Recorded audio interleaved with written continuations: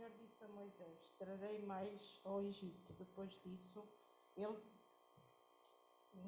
enganei-me. O Senhor disse a Moisés: trarei mais uma praga sobre o Egito, e depois disso ele vos deixará partir daí e deixar ir todos vós. Na verdade, ele vos expulsará. Fala agora ao povo que cada homem peça ao seu vizinho e a cada mulher à sua vizinha joias de prata e joias de ouro. E o Senhor concedeu ao seu povo favor aos olhos dos egípcios. Além disso, o homem Moisés era muito importante na terra dos egípcios, aos olhos dos subordinados do faraó e aos olhos do povo. Depois disso, Moisés disse ao faraó: assim diz o Senhor, à meia-noite atravessarei o Egito, e todos os primogênitos da terra do Egito morrerão.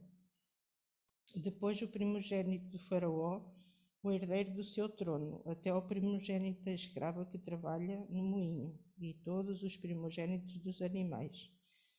E então haverá grande clamor em toda a terra do Egito, como nunca houve nem jamais haverá. Mas contra os israelitas nem mesmo um cão latirá, nem contra homem, nem contra animal, para que saibais que o Senhor faz distinção entre os egípcios e os israelitas.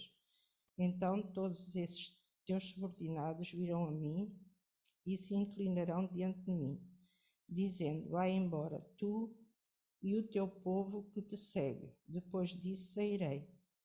E Moisés saiu furioso da presença do faraó.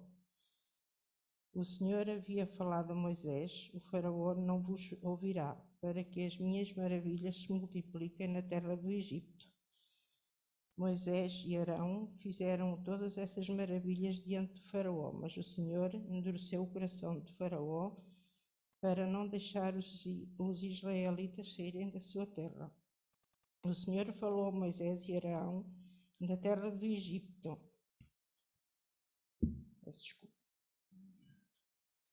Na terra do Egito. Este mês será para vós o primeiro dos meses. Será o primeiro mês do ano. Dizei a toda a comunidade de Israel: no 10º dia deste mês, cada um tomará para si um cordeiro, conforme a família dos pais, um cordeiro para cada família. Mas se a família for pequena demais para um cordeiro, deverá comê-lo com o vizinho mais próximo da sua casa. Conforme o número de pessoas, calculareis o cordeiro conforme a porção adequada a cada um. O animal será o mais de um ano, sem defeito. Podereis tomar um cordeiro ou um cabrito, e o guardareis até ao 14º dia desse mês. Então, reunida toda a comunidade de Israel, o matarás ao entardecer. Depois pegarão um pouco de sangue e colocarão nos batentes e na viga da porta das casas que tomarem a refeição, e naquela noite comerão a carne assada no fogo com pães sem fermentos, sim, a comerão com ervas amargas. Não comereis cru, nem comereis em água, nem cozido em água, mas assado no forno junto com a cabeça, as pernas e as vísceras. Não deverá sobrar nada para a manhã seguinte. O que sobrar até de manhã deverá ser queimado no fogo. E vós o comereis assim, com os vossos cintos nas cinturas, vossos sapatos nos pés e os vossos cajados na mão, e os comereis às pressas. Esta é a Páscoa do Senhor. Porque naquela noite passarei pela terra do Egito e ferirei de morte todos os primogênitos da terra do Egito, tanto de homens como de animais, e executarei juízo sobre todos os deuses do Egito. Eu sou o Senhor. Mas o sangue servirá de sinal nas casas em que estiverdes. Se eu vir o sangue, passarei adiante, e não haverá praga entre vós para vos destruir. Quando eu ferir a terra do Egito, este será o dia memorial. Vós o celebrareis como uma festa do Senhor e como um estatuto perpétuo através de todas as vossas gerações. Comereis pães sem fermento durante 7 dias. Logo no primeiro dia Tirareis o fermento das vossas casas, pois quem comer pão com fermento entre o primeiro e o sétimo dia será exterminado de Israel. No primeiro e no sétimo dia haverá uma santa convocação. Nesses dias não se fará nenhum trabalho a não ser a preparação da comida de cada um. Podereis fazer apenas isso. Portanto, celebrareis a festa dos pães sem fermento, porque neste mesmo dia tirei o vosso agrupamento da terra do Egito. Por isso guardareis neste dia, através de todas as vossas gerações, como estatuto perpétuo. Comereis pães sem fermentos desde o entardecer do dia 14 do primeiro mês até o entardecer do dia 21. Não haja fermento algum nas vossas casas durante 7 dias, pois quem comer fermento será exterminado da comunidade de Israel, tanto peregrino como natural da terra. Não comereis nada fermentado em todas as vossas habitações, comereis pães sem fermento. Então Moisés chamou todos os anciãos de Israel e lhes disse: Ide, acolhei os cordeiros segundo as vossas famílias e sacrificai a Páscoa. Pegareis um ramo de ísopo, embebereis no sangue que estiver na bacia e marcareis com ele a viga da porta e os 2 batentes, mas nenhum de vós sairá da porta da casa até o amanhecer. Porque o Senhor passará para ferir de morte os egípcios e quando vir o sangue na viga da porta e nos batentes, seguirá adiante e não deixará o destruidor entrar em vossas casas para vos ferir. Observei isto como estatuto perpétuo para vós e para os vossos filhos. Quando tiveres entrados na terra que o Senhor prometeu para vos dar, guardareis este ritual. E quando vossos filhos vos perguntarem o que significa este ritual, respondeis: este sacrifício da Páscoa do Senhor que passou sobre a casa dos israelitas no Egito, quando feriu de morte os egípcios e livrou as nossas casas. Então o povo inclinou-se e adorou. E os israelitas saíram e fizeram conforme o Senhor havia ordenado a Moisés e a Arão. E aconteceu que à meia-noite o Senhor feriu de morte todos os primogênitos na terra do Egito, desde o primogênito de Faraó, herdeiro do trono, até ao primogênito primeiro que estava no cárcere, e todos os primogênitos dos animais. O Faraó levantou-se de noite, ele e todos os seus subordinados e todos os egípcios, e houve muito choro no Egito, pois não havia casa em que não houvesse um morto. Então, de noite, o Faraó chamou Moisés e Arão e disse: Levantai-vos, saí do meio do meu povo, vós e os israelitas, e ide cultuar o Senhor, como pedistes. Levai também convosco o vosso rebanho e o vosso gado, como dissestes, ide e abençoai a mim mesmo. E os egípcios insistiram com o povo com pressa em expulsá-los da terra, pois dizia: vamos todos morrer. Assim o povo recolheu a massa antes que o fermentasse, carregando as amassadeiras amarradas em suas roupas sobre os ombros. Os israelitas fizeram conforme a palavra de Moisés e pediram aos egípcios joias de prata, de ouro e roupas. E o Senhor fez com que os egípcios fossem bons para o povo, de modo que lhes davam o que lhe pediam. Assim eles despojavam os egípcios. E os israelitas viajaram de Ramsés a Sucote, cerca de 600.000 homens a pé, sem contar com as crianças.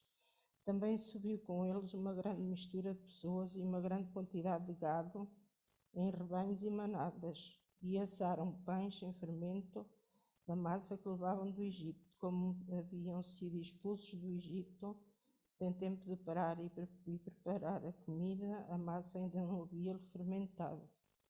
O tempo que os israelitas viveram no Egito foi de 430 anos, e ao fim de 430 anos, naquele mesmo dia, todos os agrupamentos do Senhor saíram da terra do Egito.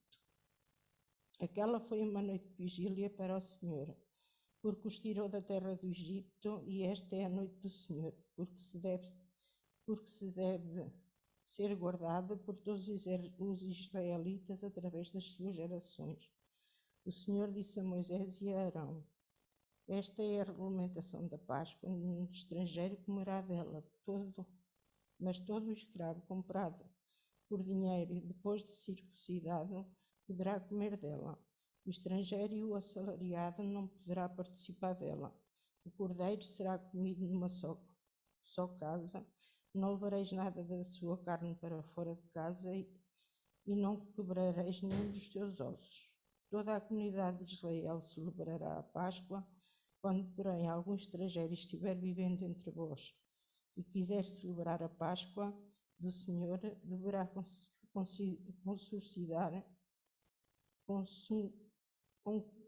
consulcidar todos os homens da família. Então poderá celebrá-la e será como o natural da terra, mas nenhum incircunciso comerá dela.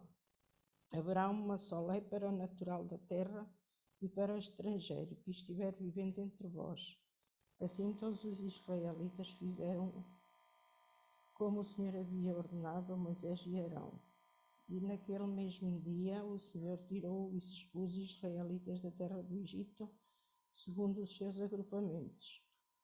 O Senhor falou a Moisés: consagra-me todo o primogênito, todo o primeiro a sair do ventre de sua mãe entre os israelitas, tanto homens como animais, porque será meu. E Moisés disse ao povo: lembrai-vos deste dia em que saíste do Egito, da casa da escravidão, pois o Senhor vos tirou daqui com mão forte. Por isso não se comerá pão fermentado.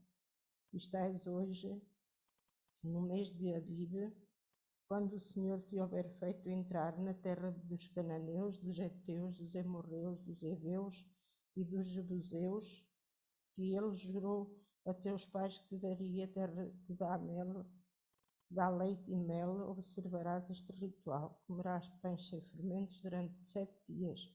E ao 7º dia haverá uma festa ao Senhor.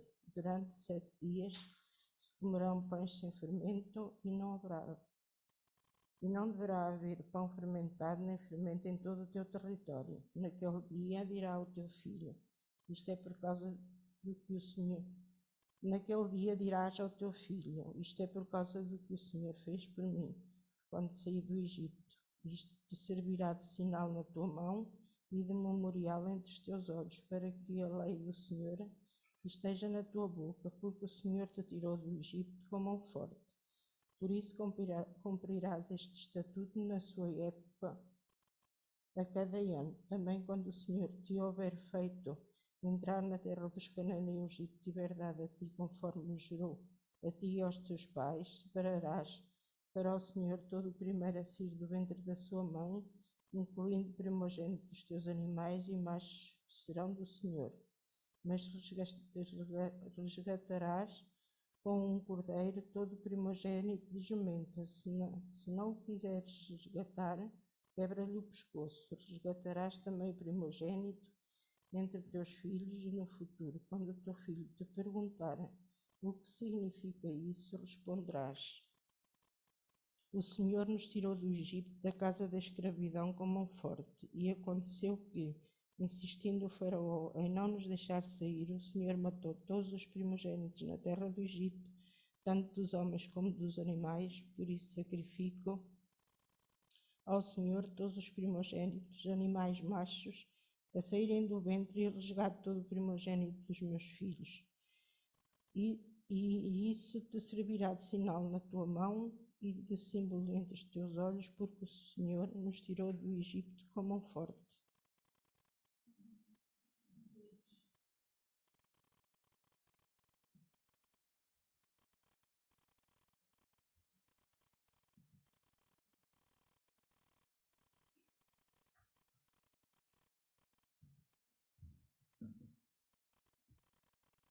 Obrigado, Helena.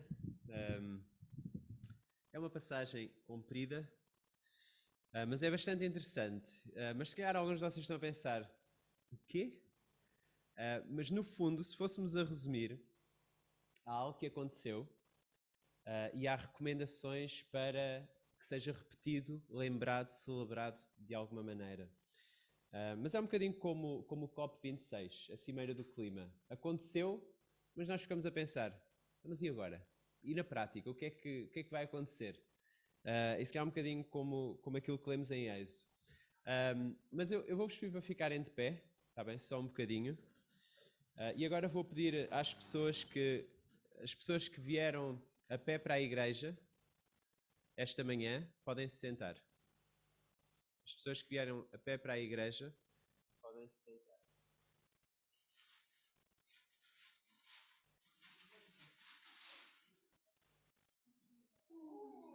Quantas pessoas? Foi a Cimeira do Clima. Vocês vieram todos de carro. Pronto, eu vou pedir às pessoas que não são proprietárias de um carro a gasóleo, podem se sentar. Autocarro elétrico? Pois é. Mas se não és proprietário de um carro a gasóleo, podes sentar. Quem tiver o seu nome no livrete de um carro a gasóleo, fica de pé. Ok? Então eu agora... Pois é, vai ter de ser. Quem está sentado tem confiança que eu tenho boa pontaria? Não? Não tem confiança? Eu estou a fazer uma distinção. Porque eu vim a pé esta manhã. Eu não tenho nenhum carro a gasóleo no meu nome. Não está no meu nome. E não, eu não alterei o registro de propriedade ontem, ou sexta-feira. Bom, mais uma pergunta então. Pode-se sentar quem esta manhã não expirou dióxido de carbono. E agora haviam de se levantar todos, não é? Porque todos expiram, inclusive eu. Bom, eu não vou disparar a ninguém, podem se sentar.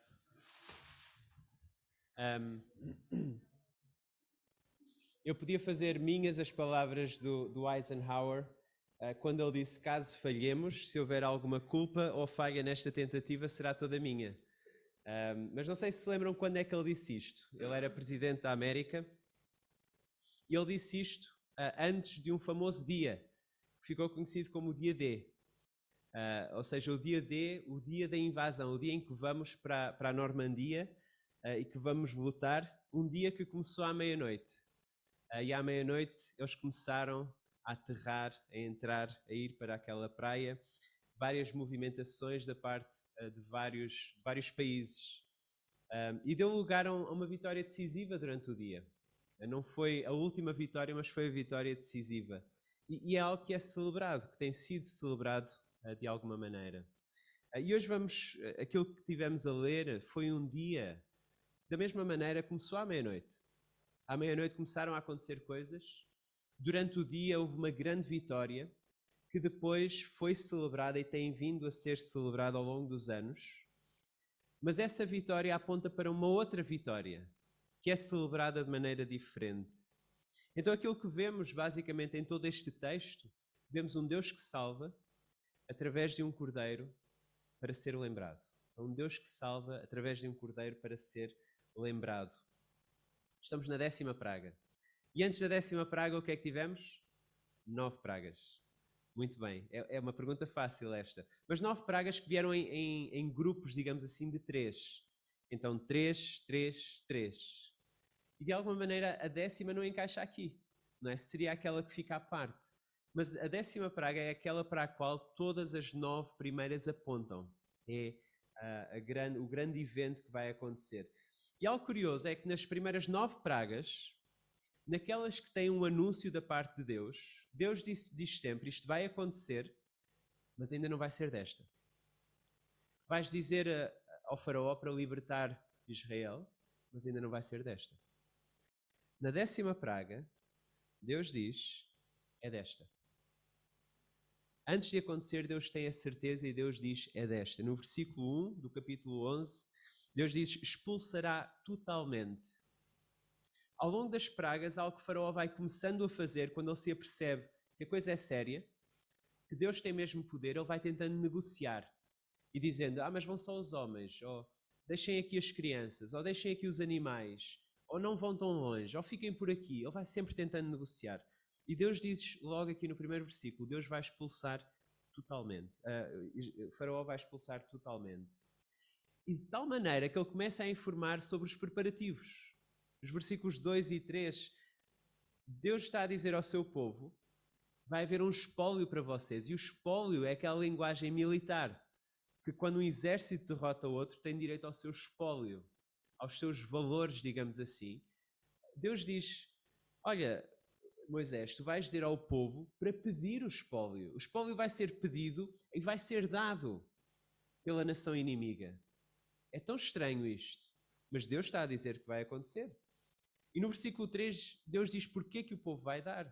O Senhor fez com que o povo encontrasse favor da parte dos egípcios. O espólio será entregue de boa vontade.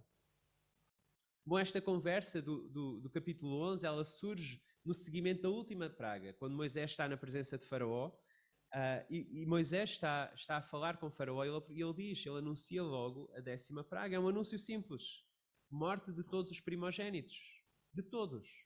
Desde o filho do Faraó, o príncipe do Egito, ao filho do escravo egípcio mais baixo, até aos animais.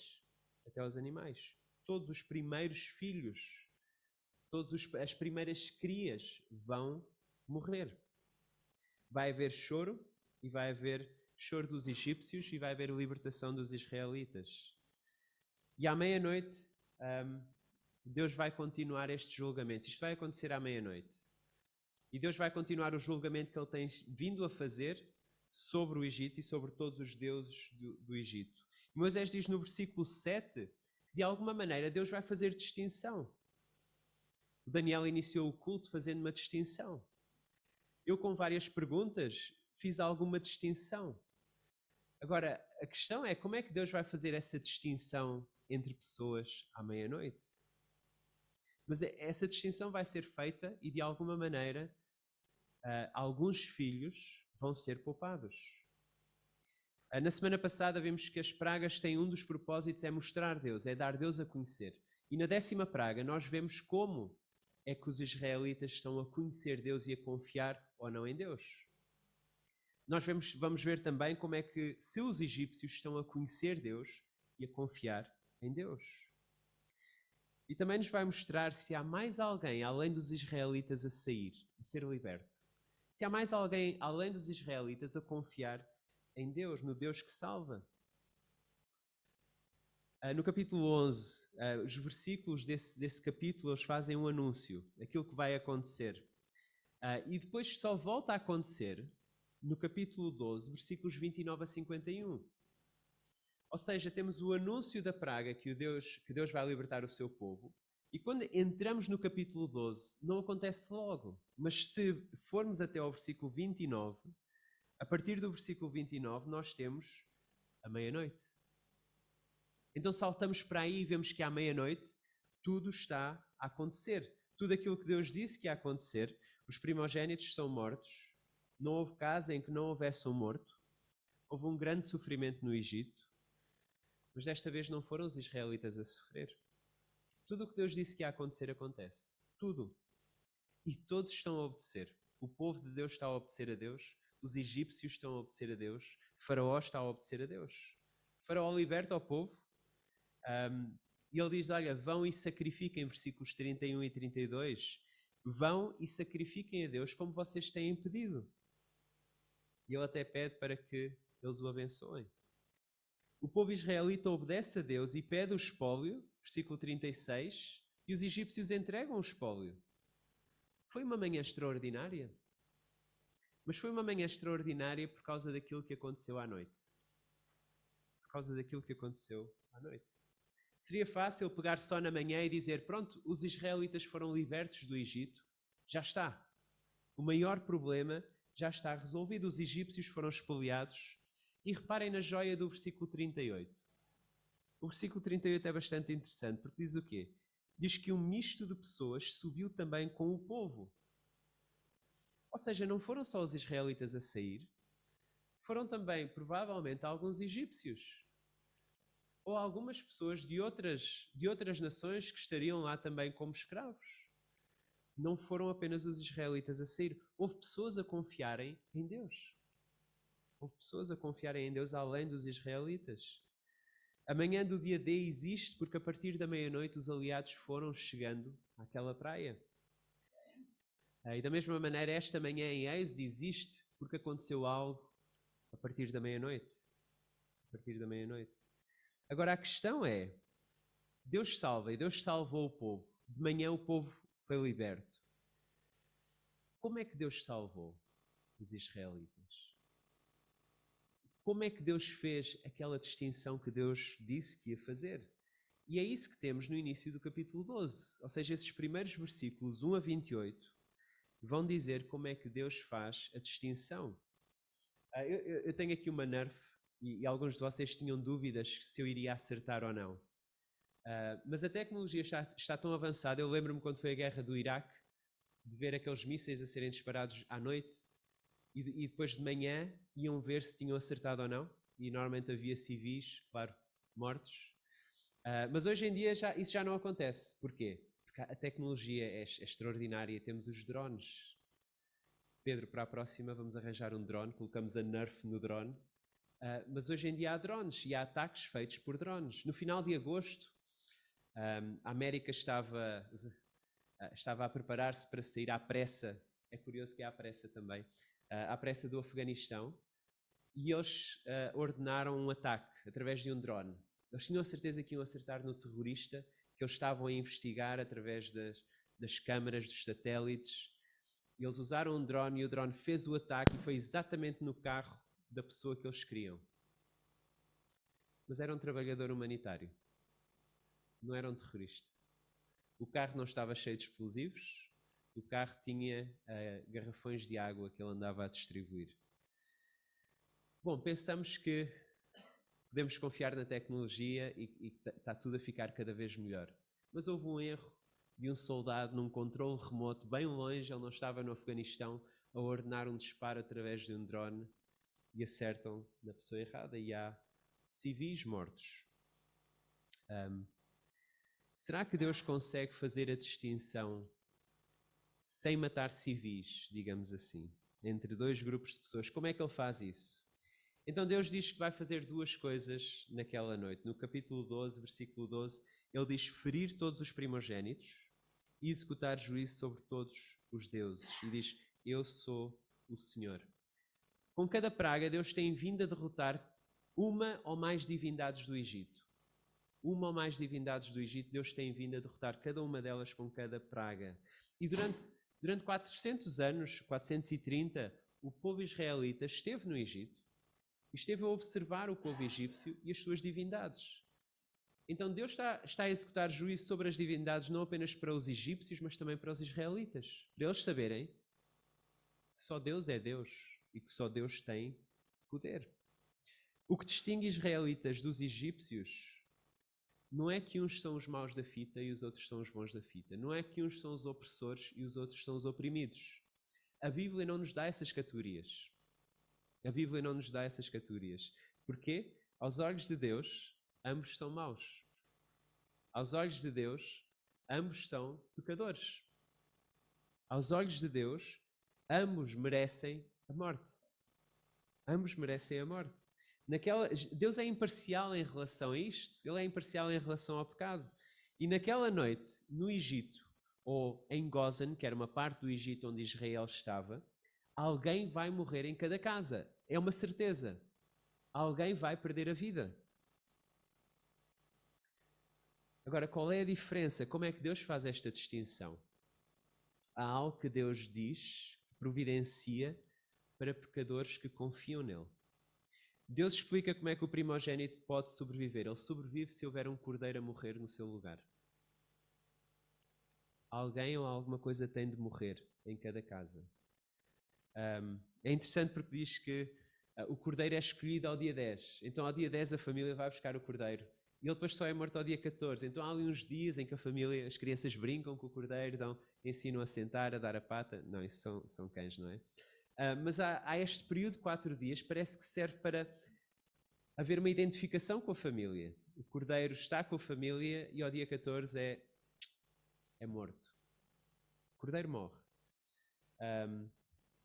O sangue precisa de identificar a casa, o sangue do cordeiro. O cordeiro precisa de ser consumido totalmente naquela noite e todos precisam de estar vestidos. Não com o pijama. É de noite, mas todos precisam de estar vestidos para sair de casa. Precisam de estar prontos para sair de casa. Na cultura judaica e israelita, o primogênito era mais do que apenas o primeiro filho. Era mais do que isso. Ele simbolizava a esperança para o futuro da família. Nele estavam todas as expectativas. Nós, enquanto pais, nós vamos colocando as nossas expectativas nos nossos filhos, não é? Mas tentamos fazê-los, se temos mais do que um filho, de forma equilibrada. Pronto, vamos ter expectativa para este e para este e para aquele. Naquela cultura, a expectativa caía toda sobre o primeiro filho. O primeiro filho devia ser quase o próximo responsável da família. Se algo acontecesse ao primeiro filho, era uma tragédia para a família. Então, de certa forma, isto é mais do que apenas o primeiro filho.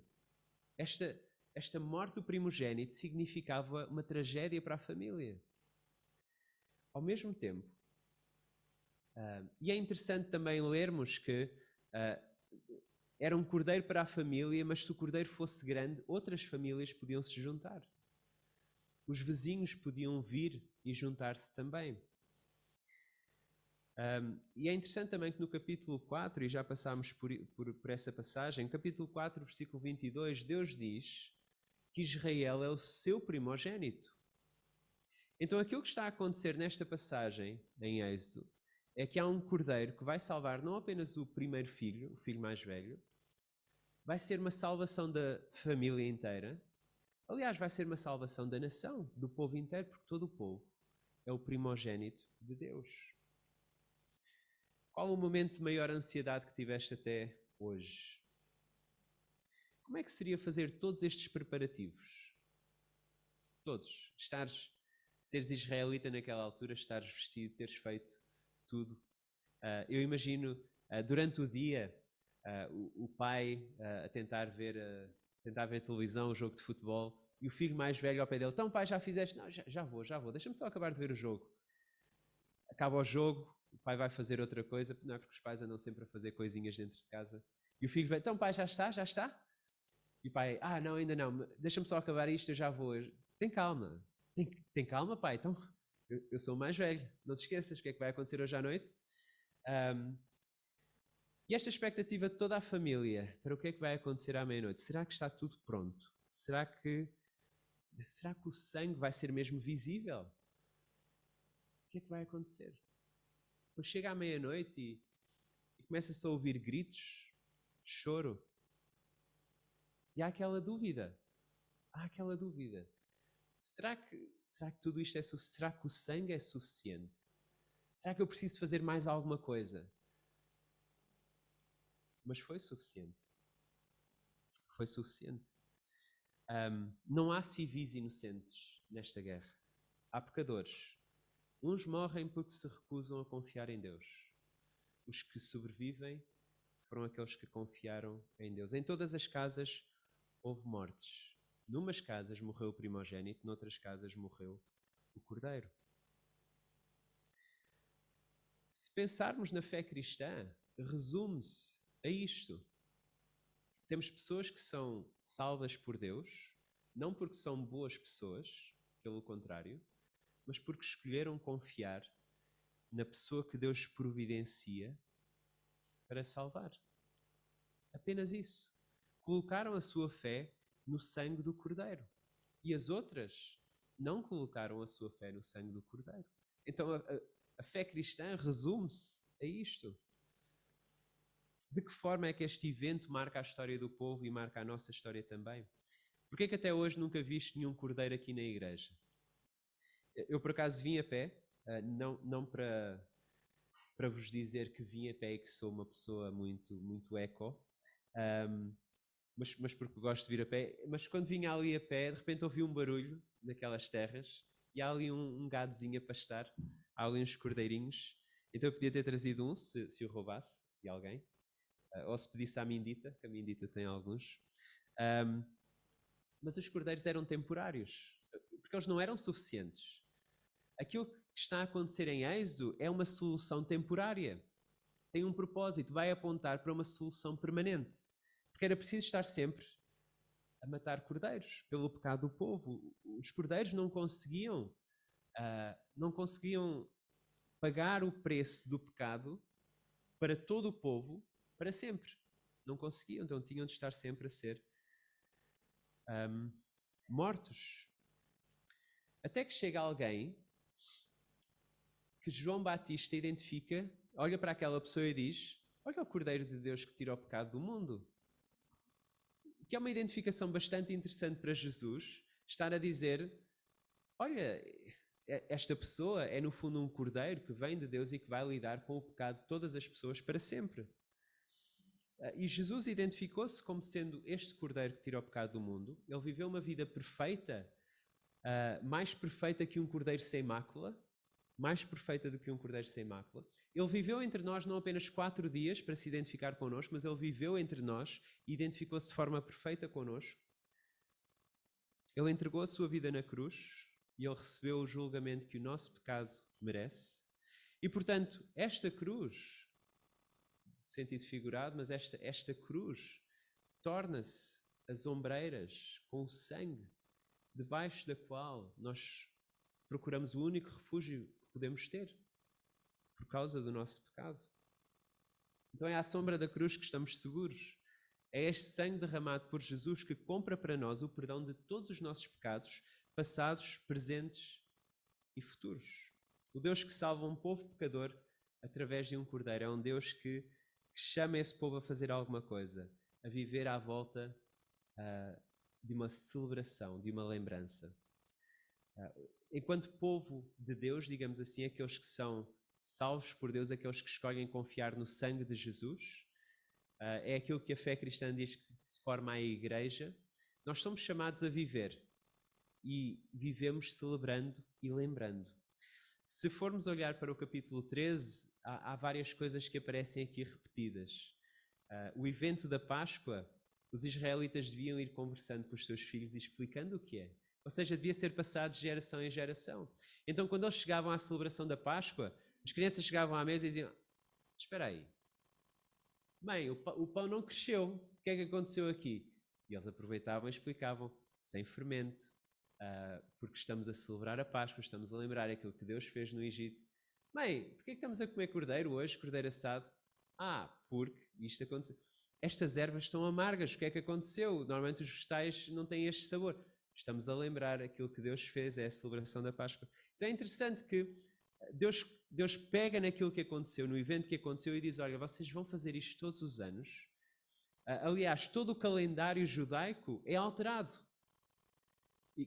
Por um lado foi más notícias para quem gosta de ter agendas, porque eles tiveram de ir à Staples do Egito comprar novas agendas, porque o Êxodo marcou o primeiro mês. O calendário foi todo alterado. Então precisaram ter um novo início. E é interessante a questão do fermento. A mim fazia-me alguma confusão, porque eu gosto de ter fermento para fazer bolos, mas diz que eles não podiam ter fermento durante uma semana em casa. E pensando, e hoje de manhã estive a falar com a minha sogra, e algumas pessoas aqui vão saber, eu não sabia, mas antigamente o pão era feito, mas separava-se um bocado de massa com fermento, e as vizinhas iam a cá: olha, não sei quem fez broa, então vou lá pedir um bocado da massa com fermento para fermentar o meu. Ou seja, o fermento passava de pão em pão. E é interessante que Deus diz: peixe sem fermento, tirem o fermento da casa. E isto aponta para uma imagem que é: Deus quer um novo início para o seu povo. Aquilo que ficou para trás, a escravidão do Egito, fica para trás. Eu estou-vos a dar um novo início. Sem pecado. O fermento, no fundo, é aquela imagem da corrupção. O fermento vai corrompendo as ligações da farinha e da massa e colocando ar lá dentro. É essa imagem de corrupção. Não que o fermento seja mau em si, podem ter fermento em casa hoje, está bem? Mas Deus quer dar um novo início aos israelitas. E quando Ele Quando alguém coloca a sua fé em Jesus, Deus faz a mesma coisa. Ele quer nos dar um novo início. Ele quer nos dar um novo início. Deus pede ao seu povo que lembre este dia em que eles foram salvos do Egito. No capítulo 13 é repetida esta palavra de lembrar, versículo 3, 9 e 16. Deus quer que o povo celebre, que seja uma festa, que seja uma celebração. Por vezes as igrejas têm esta imagem de ser algo triste, e não é. É uma celebração, é uma festa. Uma celebração que até inclui vizinhos e outras famílias e pessoas. Qualquer pessoa que escolha colocar-se, buscar refúgio na cruz de Jesus, passa a fazer parte da família. Passa a fazer parte. Não precisa de ser família de sangue. Aliás, no fundo é família de sangue, mas não é do nosso sangue, é do sangue de Jesus. Passamos a ser família de sangue. E Deus pede também algo, consagração. Ele fala várias vezes em consagração no capítulo 13, de todo o primogênito, pessoa ou animal. Ou seja, a consagração é a separação de algo para Deus. E de certa forma, quem é cristão tem este entendimento que tudo aquilo que nós temos foi um novo início que Deus nos dá. Então tudo o que eu tenho é de Deus. Então eu apenas estou a devolver a Deus aquilo que Ele já me deu. Então a consagração é separar algo para dar.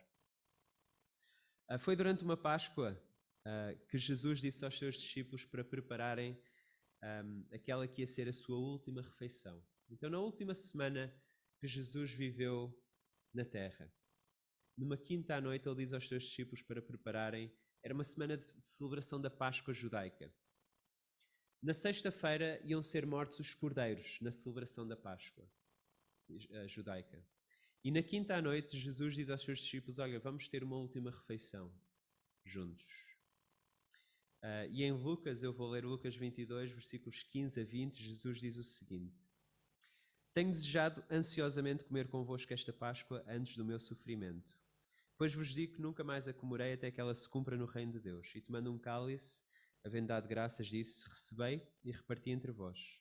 Pois vos digo que de agora em diante não mais beberei do fruto da videira até que venha o reino de Deus. E tomando um pão, tendo dado graças, o partiu e lhes deu, dizendo, isto é o meu corpo, oferecido por vós. Fazei isto em memória de mim.